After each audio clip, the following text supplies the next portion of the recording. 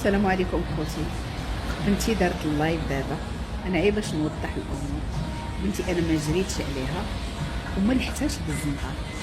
بنتي راجله قالت كرا ليها دار حسان شويه تتبين لي الوطيلات، راه عندي الفيديو ديال هذاك الوطيلات، وكتقول لهم راه لاحتني ماما في الزنقه. عمر الام ما كتلحق كبتها.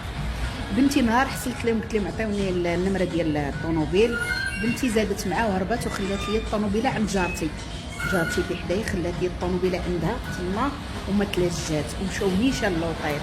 بنتي انا ما لحقتهاش، وبنتي ما كتقولش سمحي لي ماما، سمحوا لي الناس.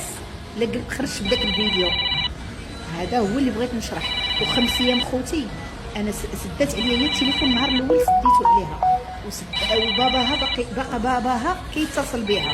خوتها انا اللي قلت لهم سدوا عليها ما عندكم ما ديروا بها، وانا خوتي راه ما لحقتهاش، وهذيك خيتي راه نصابه وباقا ما تطلبش السماحه، وباقا راسها الفوق ودايره الماكياج. شوف انا حالتي كنبين اللي طبيعي، ودايره داك الفلتر حيت ولات حالتها، دايره الفلتر حيت ولات حالتها. وانا ما يمكنش، انا بغيت نرد عليها، انا ما يمكنش غنبقى نتعاطى مع بنتي، وهذيك راه بنتي وهذيك راه اختي، وباقا تنقولها وهي ما كتقولش ماما، ما كتقولش، كتقول لكم كربصتني.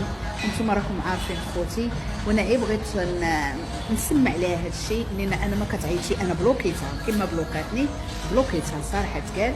وانا تنقول لها الباب محلول في وجهك، جي مرحبا بك، سير تقنعي من النصاب ديالك واجي عندي، وانا غادي نمشي لباب القصر وغادي نقول لهم هاد السيد راه نصاب، وغنمشي ندعيه وغنمشي ندور